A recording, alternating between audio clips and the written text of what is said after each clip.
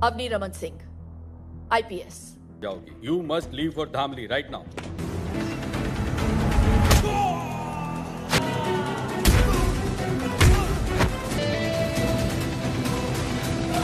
Halo sahabat, Assalamualaikum. Apa kabar? Semoga sehat selalu dan senantiasa berbahagia. Terima kasih sudah subscribe dan selalu setia menyimak video-video SLMT-TV. Semoga Tuhan Yang Maha Kuasa selalu memberikan rezeki yang berlimpah ruah dan kemudahan urusan untuk sahabat-sahabat semua. SLMT-TV tentunya selalu hadir menemani waktu bersantai sahabat dengan alur cerita dari film-film pilihan. Kali ini SLMT-TV menghadirkan sebuah cerita dari film yang berjudul Nikama.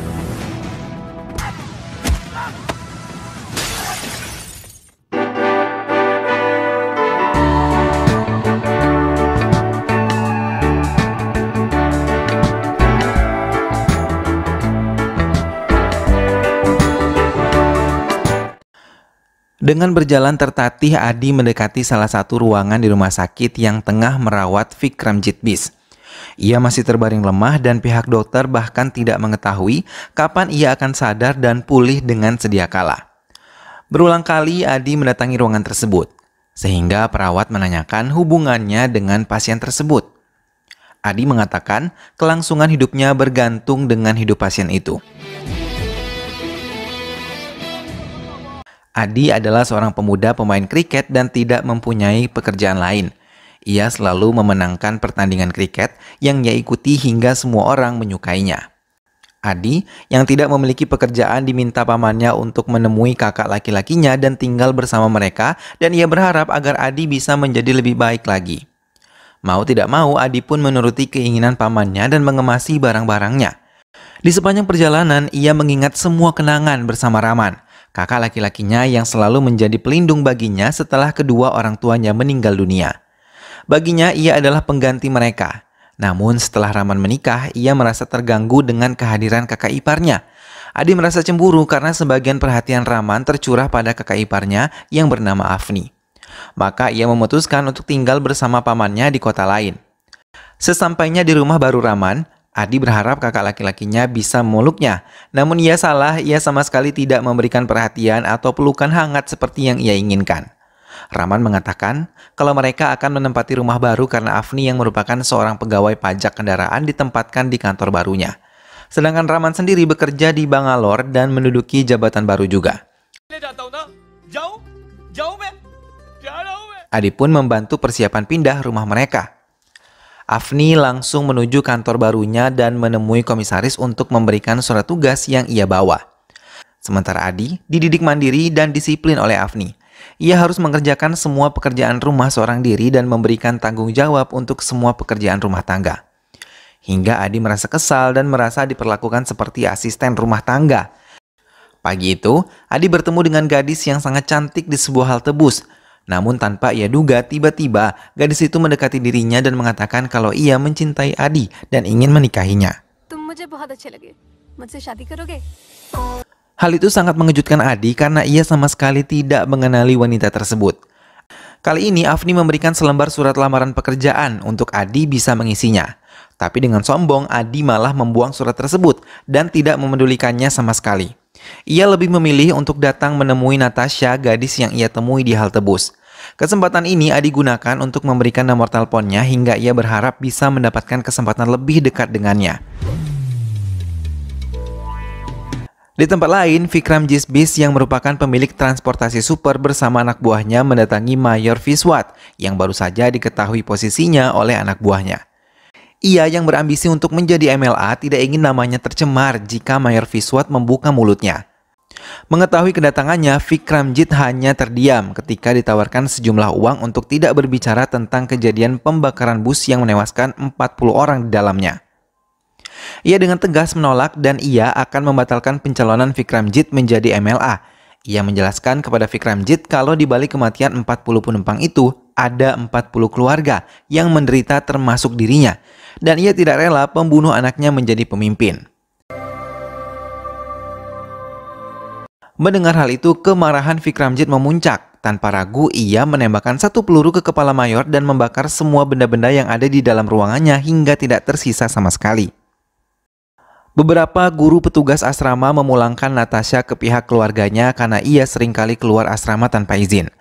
Afni yang merupakan kakak perempuan Natasha pun menerimanya dengan tangan terbuka.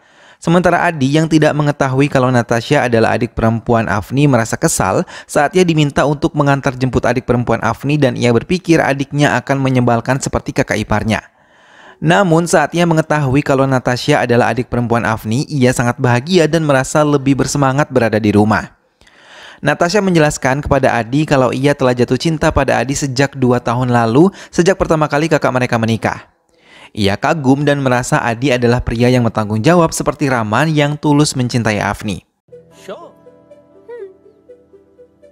Afni kali ini turun sendiri ke jalan untuk memeriksa pajak-pajak kendaraan yang melintas.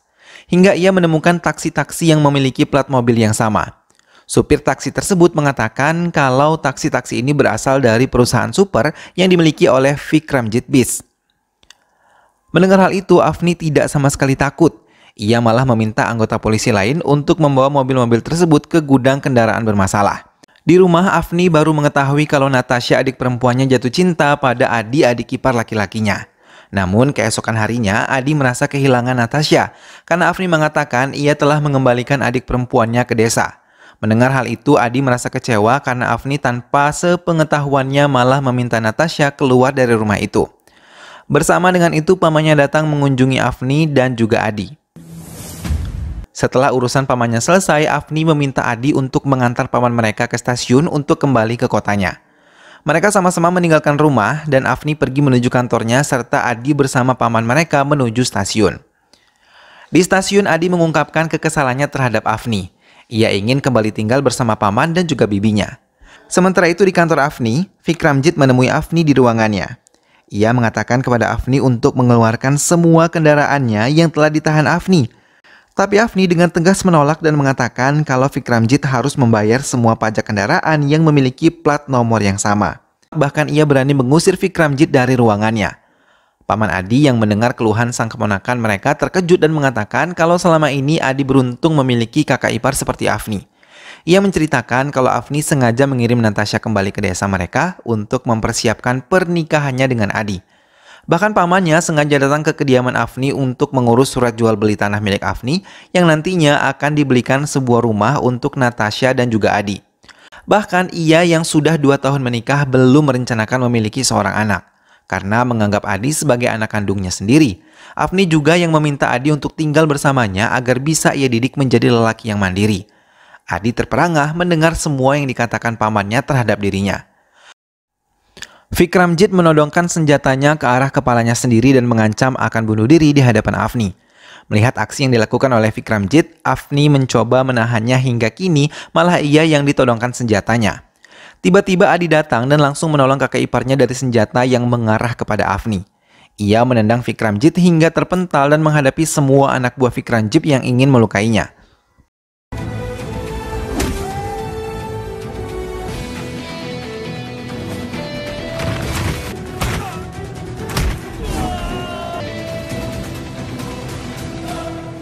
Dalam waktu singkat, Adi bisa menyingkirkan mereka dan mengusir mereka dari kantor Afni.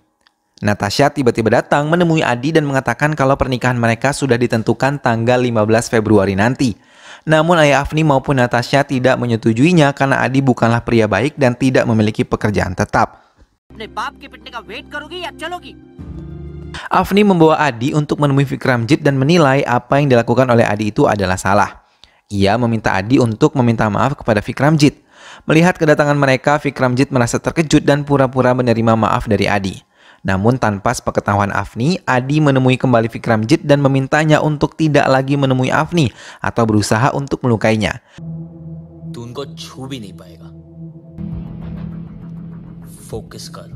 Tapi Vikramjit malah mengatakan kalau ia akan memberi waktu selama 6 hari untuk Adi bisa menjaga Afni dari semua serangan yang akan ia lakukan kepada Afni. Bila dalam waktu 6 hari Afni masih selamat, ia bisa meneruskan kasusnya ke pengadilan. Adi menyetujui kesepakatan yang diminta oleh Vikramjit. Setelah Adi pergi, Vikramjit memberi kepercayaan kepada semua anak buahnya untuk bisa menghabisi Afni selama ia berada di Cina untuk menghadiri kerjasama bisnisnya. Ia mau saat kembali ia sudah melihat mayat Afni. Sementara Afni sendiri membawa Adi ke sebuah perusahaan besar dan memberikan sejumlah uang kepada manajer perusahaannya untuk bisa menerima Adi sebagai karyawannya. Melihat Afni memberikan sejumlah uang, Adi mencoba menolak, tapi Afni mengatakan ini untuk kebaikan Adi dan bisa bekerja di perusahaan yang baik. जरूरी तुम्हारा फ्यूचर है आदि साइन करो Sepeninggal Afni dari kantornya, Adi meminta izin kepada manajernya selama 6 hari. Setelah itu, ia akan mengikuti semua peraturan yang ada di kantor ini. Ia ingin selalu menjaga Afni dari serangan Vikramjit. Hari pertama, Adi lalui dengan baik karena semua anak buah Vikramjit tidak menyerang mereka. Namun di hari kedua, semua anak buah Vikramjit datang untuk menyerang Afni yang masih berada di kantornya. Malam itu saat hujan deras, semua anak buah Vikramjit coba dilumpuhkan oleh Adi tanpa menimbulkan suara agar Afni tidak mencurigainya. Mereka bertarung di tengah derasnya hujan hingga akhirnya semua anak buah Vikramjit pergi meninggalkan kantor Afni. Perubahan sikap Adi pun mulai ditunjukkan kepada Afni. Ia tidak pernah lagi berteriak-teriak dan kini dengan senang hati ia membantu semua pekerjaan rumah tangga di rumah Afni. Kali ini hari ketiga saat Afni beristirahat, semua anak buah Vikramjit mulai datang untuk kembali menyerang Afni. Adi dengan sigap menghadapi mereka dengan membawa tabung gas yang telah terbuka dan mengancam membakar mereka hidup-hidup. Mereka pun merasa takut dan langsung meninggalkan rumah Afni. एक तुम लोग को जलाने की एक्साइटमेंट मैं भूल गया खून धुआं हो जाएगा 7 Adi pun merasa lega karena hari ketiga mereka tidak berhasil melukai Afni, kakak iparnya. Vikramjit merasa sangat marah ketika mengadakan kampanye semua pejabat partai malah meninggalkan tempatnya dan tidak lagi mau memberikan dukungan kepada Vikramjit. Hubungan Adi dan Afni semakin membaik, bahkan ia mau memanggil Afni dengan sebutan kakak ipar bukan nyonya lagi. Mereka pun bersama-sama merayakan hari jadi pernikahan mereka bersama-sama. Tapi mereka terkejut ketika melihat Ratam yang baru saja kembali dari Bangalore malah memperkenalkan Vikramjit pada keluarganya. Adi dan Afni tidak bisa berkata apapun membiarkan Ratam bersama dengan Vikramjit.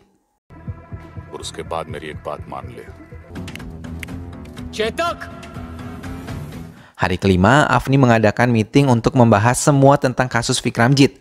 Mereka membaca semua laporan yang diberikan oleh Afni yang akan dibawa ke komisi pemilihan agar bisa menolak pengajuan pencalonan Vikramjit menjadi MLA. Adi yang masih berjaga di area kantor Afni terkejut ketika mendapatkan telepon dari Natasha kalau ia telah disandera oleh anak buah Vikramjit. Mereka mengatakan akan menghabisi Natasha bila dalam waktu 5 menit Adi tidak datang menyelamatkan dirinya. Dengan cepat, Adi menuju tempat Natasha ditahan. Melihat kedatangan Adi, semua anak buah Vikramjit berlari setelah melukai leher Natasha.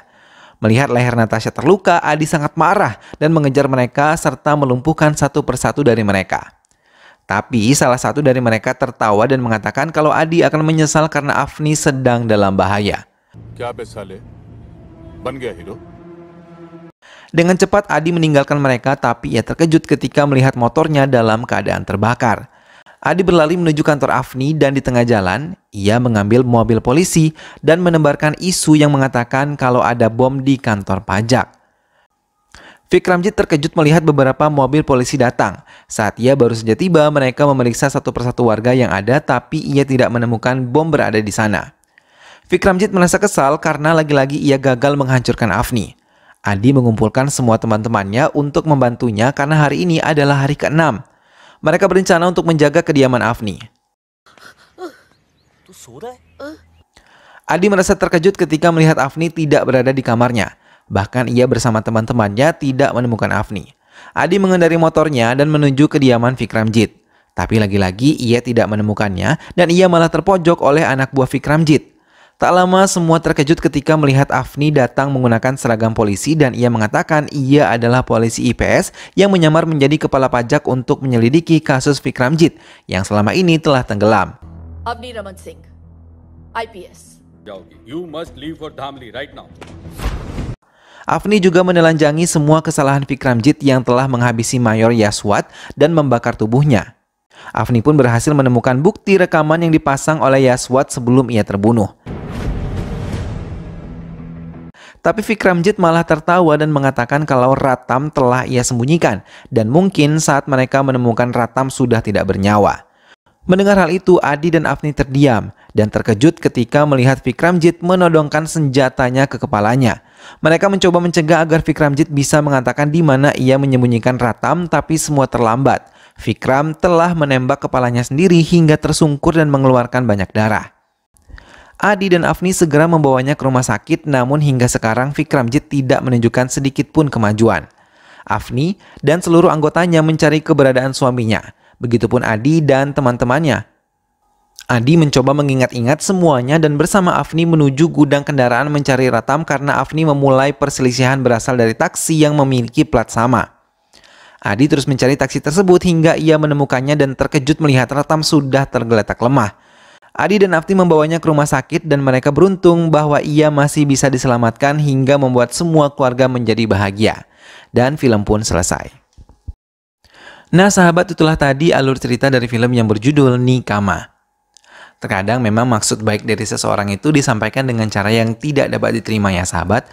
Namun sejatinya hal-hal yang sifatnya kurang kita sukai bisa jadi menjadi sesuatu yang lebih baik, yang sebenarnya itu membuat kita menjadi pribadi yang jauh bisa menerima kekurangan dan kelebihan kita sebelumnya. Oleh sebab itu, apapun yang diajarkan oleh orang tua ataupun orang yang bertanggung jawab atas hidup kita harus kita terima ya sahabat, karena hal itu pasti akan berguna dan bermanfaat untuk hidup kita. Mudah-mudahan kita semua bisa mengambil pelajaran setelah menyimak alur cerita film ini. Sampai bertemu kembali di alur cerita film-film selanjutnya. Mudah-mudahan sahabat semua terhibur setelah menyimak alur cerita film ini. Terima kasih sudah menyimak video ini sampai akhir dan ingat selalu untuk dukung SLMT-TV dengan cara klik like, komen, share, dan juga subscribe. Baiklah sahabat, sampai berjumpa lagi. Sehat selalu dan wassalamualaikum.